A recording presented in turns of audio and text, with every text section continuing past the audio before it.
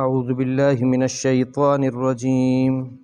بسم اللہ الرحمن الرحیم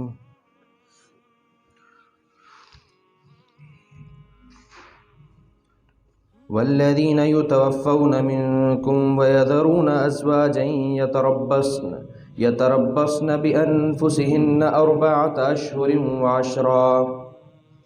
فإذا بلغن أجلهن فلا جناح عليكم فيما فعلن في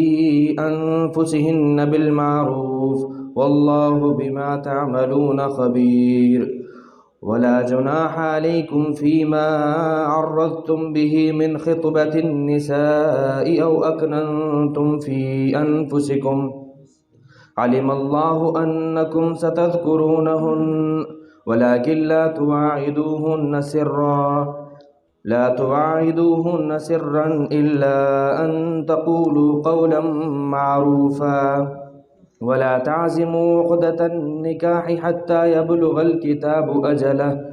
واعلموا أن الله يعلم ما في أنفسكم فاحذروه واعلموا أن الله غفور حليم صدق اللہ العظیم۔ تم میں سے وہ مرد جن کا انتقال ہو جاتا ہے اور وہ اپنے پیچھے بیویاں چھوڑ کے مرتے ہیں، ان عورتوں کو چاہیے کہ وہ اپنے آپ کو 4 مہینے اور 10 دن تک روکے رکھیں، پھر جب ان کی عدت پوری ہو جائے تو ان کے اوپر اے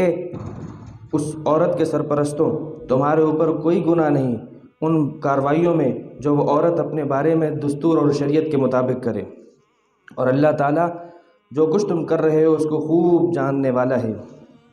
اور اے مردوں، تمہارے اوپر کوئی گناہ نہیں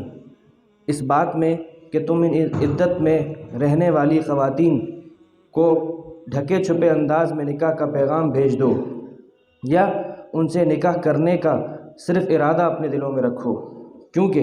ہم نے یہ حکم اس لیے دیا کیونکہ اللہ جانتا ہے کہ تم ان سے ان باتوں کا تذکرہ کیے بغیر نہ رہ سکو گے، لیکن دیکھو چھپ کر ان سے وعدہ مت کرنا، ہاں مگر وہ بات جو دستور کے مطابق ہے، اور ان سے عدت کے اندر نکاح کرنے کا پکا ارادہ اس وقت تک نہ کرنا جب تک عدت ختم نہ ہو جائے، اور یہ بات جان لو کہ اللہ تعالیٰ جانتا ہے ان باتوں کو جو تمہارے دلوں میں ہے، لہٰذا اس سے ڈرو، اور یہ بات بھی جان لو کہ اللہ تعالیٰ خوب بخشنے والا اور خوب بردبار ذات ہے۔ سورۃ البقرہ کی آیت نمبر 234 اور 235 آپ کے سامنے تلاوت ہوئی۔ دعا فرمائیے اللہ تعالیٰ دونوں آیات کا صحیح مفہوم عرض کرنے کی توفیق عطا فرمائے، آمین۔ سورۃ البقرہ کے اس حصے میں اللہ تعالیٰ ایک مسلمان کو اس کی گھریلو زندگی میں جو چیزیں پیش آ سکتی ہیں ان میں سے کئی چیزوں کا ذکر بیان فرمایا، چنانچہ میاں بیوی کے آپس کے تعلقات، ان کے رہنے سہنے کے آداب، طریقے، حقوق بیان فرمائے، جدائی کی نوبت آئے تو جدائی کس طرح ہوگی وہ بیان فرمائی، اس کو بیان فرمایا، عدت کی نوبت آئے گی طلاق کی صورت میں تو اس کو بھی بیان فرمایا۔ ایک عدت وہ ہوتی ہے کہ جس میں شوہر کا انتقال ہو جائے، تو اگرچہ اس کی تھوڑی سی بات آپ کو بیان کی تھی لیکن چونکہ آج اس کا تفصیلی موقع ہے لہٰذا اس مقام کی مناسبت سے پڑھتے ہیں۔ دیکھیے، اگر کسی شوہر کا انتقال ہو جاتا ہے تو شرعاً بیوی کے اوپر لازم ہے کہ وہ عدت گزارے۔ سب سے پہلے تو اتنی بات سمجھنے کی ضرورت ہے کہ وہ عورت حمل سے ہے یا اس کو کوئی حمل نہیں، اگر حمل سے ہوگی اس کے پیٹ میں بچہ ہوگا تو اس کی عدت ڈیلیوری تک ہوگی، جب تک بچہ نہ جن لے تب تک وہ عدت میں شمار ہوگی، اور اگر وہ حمل سے نہیں تو اس کی عدت قرآن کریم یہ کہہ رہا ہے کہ 4 مہینے اور 10 دن۔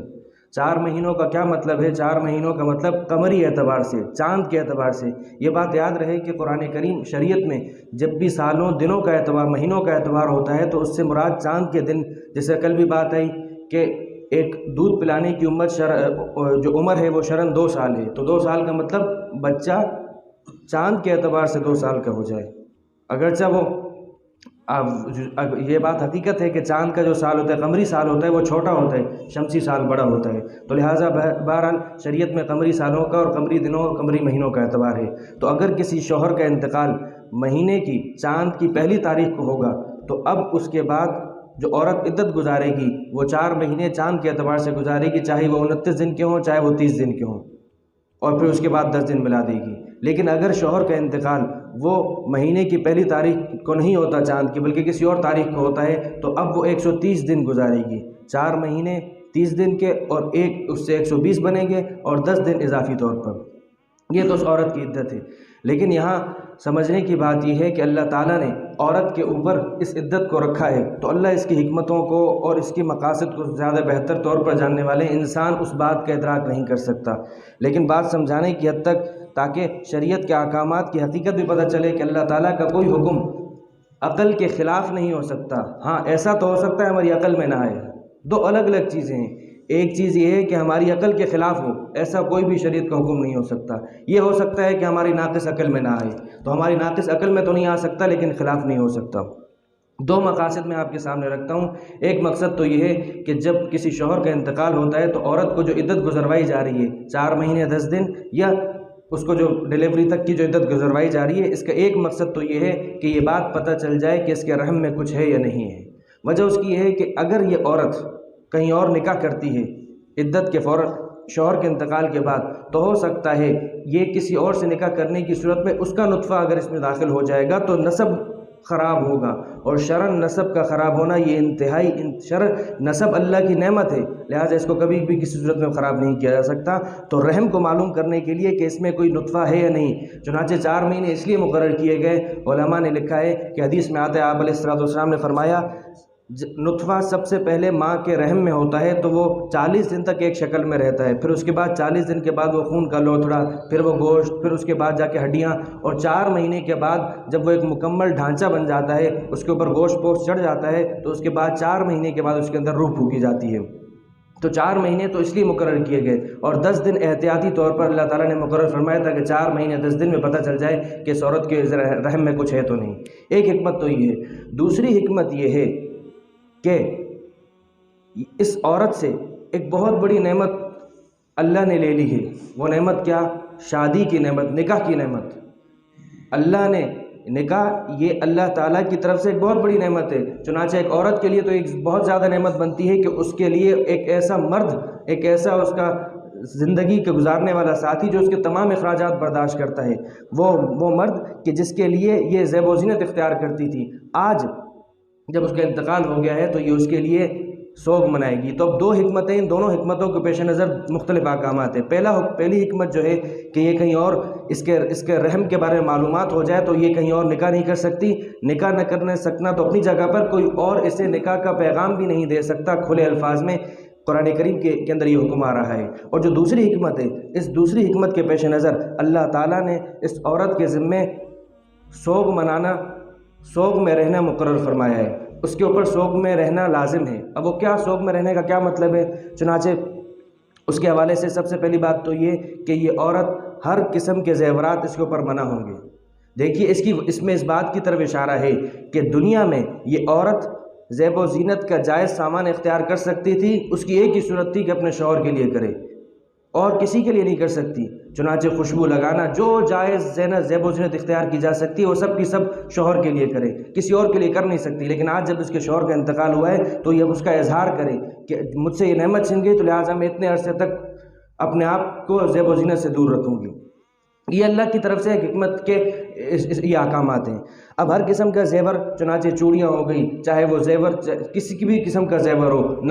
ناک کے اوپر، ناک میں استعمال کیے جانے والے زیورات، کانوں میں استعمال کیے جانے والے زیورات، ہر قسم کے زیورات، وہ چاہے سونے کے ہوں، چاندی کے ہوں، لوہے کے ہوں، پیتل کے ہوں، کسی بھی چیز کا، ہر قسم کا زیور ہو، پلاسٹک کا، ہر قسم کا زیور وہ ممنوع ہوگا۔ دوسرا یہ کہ مہندی نہیں لگا سکتی۔ تیسرا یہ کہ یہ عورت خوشبو نہیں لگا سکتی۔ دیکھیے دنیا میں یہ عورت خوشبو لگائے گی تو صرف اپنے شوہر کے لیے لگائے گی۔ اگر کوئی عورت، یہ بات بڑی وضاحت کے ساتھ سننے کی ہے اور عورتوں کو بتانے کی ہے کہ اگر کوئی عورت خوشبو لگا کر اپنے گھر سے نکل رہی ہے، اللہ کے نبی نے فرمایا اگر وہ مسجد میں نماز پڑھنے کے لیے بھی کوئی عورت خوشبو لگا کے نکل رہی ہے تو آپ نے فرمایا کہ اس کی نماز قبول نہیں ہوگی، یہاں تک کہ وہ ویسا غسل نہ کر لے جیسا غسل فرض غسل کیا جاتا ہے۔ آپ اندازہ کیجئے فرض غسل میں کتنا اہتمام کیا جاتا ہے کہ بال برابر بھی جگہ خشک نہ رہے۔ اللہ کے نبی فرماتے ہیں اس عورت کی نماز اس وقت تک قبول نہیں ہوگی۔ ایک دوسری روایت میں آیا، آپ نے فرمایا کہ کل عین زانیہ، ہر نگاہ جو کہ کسی نامحرم کو دیکھنے کے لیے لذت کے ساتھ دیکھتی ہے، چاہے مرد کی ہو یا عورت کی ہو، وہ نگاہ زنا کرنے والی نگاہ ہے۔ پھر آپ نے فرمایا اذا استعطرت المرأة، اگر کوئی عورت وہ خوشبو لگا کے نکلتی ہے، فمرت بالمجلس، کسی جگہ سے گزرتی ہے، تو آپ نے فرمایا فہی کذا و کذا، وہ بھی زانیہ ہے، اس کا شمار بھی ان لوگوں میں سے ہوگا۔ تو اس بات کا چنانچہ اگر کوئی عورت کسی بھی غرض سے جب مسجد اور نماز کے بعد بات کی گئی تو بات ختم ہو جاتی ہے، چاہے کسی شادی بیاہ ہو، کسی بھی جگہ پر جانا ہو، اگر عورت گھر سے باہر خوشبو لگا کر نکلتی ہے تو اللہ اور اللہ کے رسول کی، فرشتوں کی اس کے اوپر لعنت ہے۔ اس بات کو بیان کر رہی مرد کی ذمہ داری ہے۔ چنانچہ اب یہ عورت خوشبو لگا سکتی تو صرف مرد کی لگا سکتی تھی، آج اس کے شوہر کا انتقال ہو چکا ہے تو لہٰذا یہ خوشبو نہیں لگائے گی۔ اسی طرح سرما نہیں لگا سکتی، ہاں الا یہ کہ اس کی سرما لگانے کی عادت ہو اور نہ لگانے کی وجہ سے اس کو تکلیف ہونے کا اندیشہ ہے تو پھر لگا سکتی ہے، زینت کی خاطر پھر بھی نہیں لگا سکتی۔ اسی طریقے سے شوخ کپڑے، کلرفل کپڑے جو انتہائی آنکھوں کو اٹریکٹ کرنے والے ہوں، ایسے کپڑے نہیں پہن سکتی۔ باقی یہ کوئی لازم نہیں کہ صرف سفید پہنے، صرف کالے پہنے، یہ کوئی لازم نہیں ہے۔ جو میسر کپڑے ہوں، شوق نہ ہو، ان کو پہنا جا سکتا ہے۔ اور اسی طرح عدت کے دوران یہ کسی سفر نہیں کر سکتی، یہاں تک کہ حج اور عمرے کا سفر بھی نہیں کیا جا سکتا۔ آپ علیہ السلام، علماء نے یہاں تک لکھا ہے کہ اگر کوئی عورت سفر میں نکلی ہوئی اور اس کے پیچھے شوہر کا انتقال ہو جائے تو اس کے ذمہ لازم ہوگا کہ جا کے اپنے شوہر کے یہاں آ کر عدت گزارے۔ تو یہ مختلف مسائل ہیں، مختلف باتیں ہیں، یہ ساری باتیں دیکھیے زندگی موت ہر ایک کو آ سکتی ہے، لہٰذا یہ مرد کی ذمہ داری ہے کہ وہ عورت کو بتائے کہ مرنے کے بعد تم نے عدت اس طرح گزارنی ہے۔ تو یہ مختلف احکامات ہیں۔ اب اس میں سے مختلف چیزیں جو قرآن کریم نے جو سب سے اہمیت کے ساتھ جو پہلی چیز کو ذکر کیا کہ عدت کے اندر یہ عورت کہیں نکاح نہیں کر سکتی اور کوئی اس کو نکاح کا پیغام نہیں دے سکتا، تو ان احکامات کو دیکھتے ہیں۔ تو سب سے پہلے قرآن کریم نے فرمایا والذین یتوفون منکم ویذرون ازواجا، وہ مرد کہ جن کا انتقال ہو جاتا ہے تم میں سے اور وہ اپنے پیچھے بیویاں چھوڑ کے جاتے ہیں، پھر چاہے وہ عورت بوڑھی ہو، جوان ہو، چھوٹی ہو، بڑی ہو، کس بھی عمر کے دہانے میں ہو، اگر اس کے شوہر کا انتقال ہوتا ہے یتربصن بانفسہن اربعۃ اشہر وعشرہ، تو یہ عورتیں اپنے آپ کو روکے رکھیں گی، کن باتوں سے؟ نکاح سے۔ اور یہ جو باتیں میں نے آپ کو بیان کی ان تمام باتوں سے اپنے آپ کو روکے رکھیں گی۔ کتنا عرصہ؟ 4 مہینے اور 10 دن۔ یہ بات واضح رہے شرعاً۔ حضرت ام حبیبہ رضی اللہ تعالیٰ عنہ فرماتی ہیں ان کے والد ابو سفیان رضی اللہ عنہ کا انتقال ہوتا ہے، 3 دن کے بعد وہ خوشبو منگواتی ہیں اور اپنے خوشبو لگاتی ہیں۔ فرماتی ہیں مجھے خوشبو لگانے کی ضرورت نہیں تھی، لیکن میں اس بات کو بیان کرنے کے لیے خوشبو لگا رہی ہوں کہ شرعاً 3 دن سے زیادہ کوئی مرد کوئی عورت کسی کے لیے شوق نہیں منا سکتا۔ ہاں ایک عورت اپنے شوہر کے لیے 4 مہینے اور 10 دن تک شوق میں رہ سکتی ہے، لہٰذا میرے والد کا انتقال ہوا ہے، لہٰذا میں تمہیں عملی طور پر خوشبو لگا کے بتا رہی ہوں مجھے اللہ اور اللہ کے رسول پر اور قیامت کے دن پر ایمان ہے۔ میں نے اللہ کے نبی سے خود سنا کہ جو عورت اللہ پر اور قیامت کے دن پر ایمان رکھتی ہے وہ کبھی بھی اب کسی بھی مرنے والے پر 3 دن سے زیادہ شوق نہیں کرے گی، ہاں الا یہ کہ اس کا شوہر تو 4 مہینے 10 دن تک تو عملی طور پر کر کے بتایا، وہ کرنے والی ہستیاں تھیں۔ تو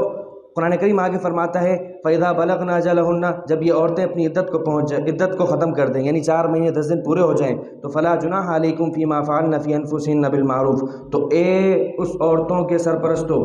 یعنی اس کے بھائی ہیں یا والد ہیں، تو قرآن کریم کہتا ہے تمہارے اوپر کوئی گناہ نہیں ہے، کوئی حرج نہیں ہے ان باتوں میں جو یہ عورتیں اپنے بارے میں کر لیں، یعنی ان تمام جو ممنوع کام تھے وہ سارے اختیار کر لیں، اسی طریقے سے اپنے خود نکاح کا پیغام کے بارے میں کہیں سوچ بچار کریں تو شرعاً اس بات میں کسی قسم کی کوئی پابندی نہیں۔ یہ ہمارا معاشرہ ہے کہ دوسرا نکاح کرنا، اور بالخصوص وہ بھی جو کہ طلاق یافتہ ہو اور اس کے شوہر کا انتقال ہو، بیوہ کے ساتھ نکاح کرنا یہ انتہائی معیوب شمار کیا جاتا ہے، شرعاً اس کی کسی قسم کی کوئی گنجائش نہیں۔ قرآن کریم اس بات کی کھلی اجازت دیتا ہے۔ آگے آپ کے سامنے یہ بات آئے گی، اللہ کے نبی صلی اللہ تعالیٰ علیہ وسلم کی سیرت کو، حضرات صحابہ اکرام کو دیکھا جائے تو کوئی عورت اپنے شوہر کے انتقال کے بعد یا طلاق ہو جانے کے بعد تنہا رہنا کبھی بھی گوارا نہیں کرتی تھی، عدت ہو جانے کے بعد فوراً کہیں اور نکاح کر لیا۔ کیونکہ بغیر اس کے عفت اور پاک دامنی ممکن نہیں ہے۔ قرآن کریم نے پیچھے کہا ذالک ازکیٰ لکم باطہر، یہی روش تمہارے معاشرے کے لیے پاکیزگی اور طہارت کا باعث بنے گی، باقی اس کے علاوہ تم عورتوں کو اپنے گھروں میں رکھو، مختلف قسم کے مسائل پیدا ہوں گے۔ تو قرآن کریم کہتا ہے یہ عورتیں اپنے بارے میں کوئی قاعدے اور دستور کے مطابق جو فیصلہ کریں، جو بھی کہیں نکاح کرنا چاہیں، اگر وہ دستور اور قاعدے کے مطابق ہو، شریعت کے قوانین کے مطابق ہو، تو تم انہیں منع نہیں کر سکتے، ان کے ایسے معاملات میں تمہیں کسی قسم کا کوئی گناہ نہیں ہوگا۔ واللہ واللہ بما تعملون بصیر۔ اللہ فرماتا ہے دیکھو جو تم کچھ کر رہے ہو میں اللہ اس سے واقف ہوں، ایسا نہ ہو کہ تم ان کے بارے میں کسی زیادتی کا شکار ہو جاؤ۔ یہ عورتیں ان ممنوعہ کاموں میں سے کوئی ایسا کام کر لیں جو ان کے لیے کرنا جائز نہیں تھا۔ اب یہ تو وہ بات تھی کہ قرآن کریم نے بیان کیا کہ عدت 4 مہینے 10 دن کی ہے، اس کے بعد یہ لوگ آزاد ہیں، لیکن عدت کے اندر جس طرح نکاح یہ کہیں کر بھی نہیں سکتی، اسی طرح کوئی مرد نے نکاح کا پیغام بھی نہیں دے سکتا۔ غور کرنے کی بات ہے قرآن کریم اس مسئلے کو کیوں ذکر کر رہے ہیں۔ معلوم ہوا حضرات صحابہ کرام کی روش یہی تھی کہ عورت کا انتقال ہو اور شوہر کا انتقال ہوا، بیوہ ہو گئی، لہٰذا نکاح کا رواج تھا، تبھی تو قرآن کریم روک رہا ہے نا۔ اگر رواج نہ ہوتا تو کیوں روکتا؟ تو قرآن کریم کہہ رہا ہے کہ لا جناح علیکم فیما عرضتم بہ من خطبۃ النساء، تم کھلے الفاظ میں ان کو پیغام نہیں دے سکتے لیکن ڈھکے چھپے الفاظ میں کہہ دو۔ مثال کے طور پر کسی عورت سے عدت کے دوران یہ کہہ دیا جائے مجھے بھی کسی جگہ نکاح کرنے کا ارادہ ہے، تو اگر وہ سمجھدار ہوگی تو سمجھ جائے گی کہ یہ مجھے نکاح کا پیغام دے رہا ہے، اب اس سے پہلے کہ مجھے کہیں اور نکاح کا پیغام آئے میں سب سے پہلے اس کا نکاح قبول کروں۔ تو قرآن کریم کہتا ہے تمہارے اوپر کوئی گناہ نہیں، فیما عرضتم بہ، ان باتوں میں جو تم ڈھکے چھپے الفاظ میں یعنی ان عورتوں کو عدت کے دوران نکاح کے پیغامات میں سے کہو، او اقدمتم فی انفسہن، یہ اپنے دلوں میں صرف ارادہ رکھو کہ اس کے شوہر کا انتقال ہو گیا ہے، میں عدت کے بعد اس سے نکاح کر لوں گا، تو تم اگر دلوں میں ارادہ رکھتے ہو تمہیں کوئی گناہ نہیں ملے گا۔ آگے اللہ فرماتے ہیں ہم نے تمہیں یہ اجازت کیوں دی کہ تم دلوں میں ارادہ رکھو اور ڈھکے چھپے الفاظ میں ان سے یہ بات کر دو؟ اللہ فرماتے ہیں اس لیے کیونکہ مرد اپنی فطرت کے اندر جس سے نکاح کا ارادہ ہوگا وہ کہے بغیر ٹھہرے گا نہیں۔ تو قرآن کریم کہتا ہے کہ جب ایک مرد کی فطرت میں یہ داخل ہے لہٰذا اس کو خلاف فطرت حکم نہیں ملنا چاہیے، اس کو ہم اجازت دیتے ہیں۔ یہ ہے شریعت کا مزاج کہ اس سے اس کی فطرت کے مخالف کام نہیں کروایا بلکہ اس کو ایک متبادل دیا کہ تم کھلے الفاظ میں نہ کہو بلکہ ڈھکے چھپے الفاظ میں کہو۔ چنانچہ فرمایا علم اللہ کو یہ بات معلوم ہے انکم ستذکرونہن، کہ تم ان عورتوں سے ان حوالے سے تذکرہ کرو گے، تذکرہ کیے بغیر رہو گے نہیں، ولکن لا تواعدوہن سرا، لیکن دیکھو تم چھپ چھپ کر وعدہ مت کرنا اس عورت کے ساتھ کہ میں تم سے نکاح کروں گا، الا ان تقولوا قولا معروفا، مگر یہ کہ معروف بات کہو، قاعدے اور دستور کی بات کہو، وہی بات ہے کہ تم نے اشارے اور کنایوں میں بات کرنی ہے۔ تو جس طرح تم اشارے اور کنائے کی تو اجازت ہے لیکن کھلے الفاظ میں بات نہیں کر سکتے، اور جس طرح نکاح عدت کے اندر کسی معتدہ سے کسی عدت یا بیوہ سے نکاح کرنا جائز نہیں، لہٰذا نکاح کا پکا عزم کرنا بھی جائز نہیں۔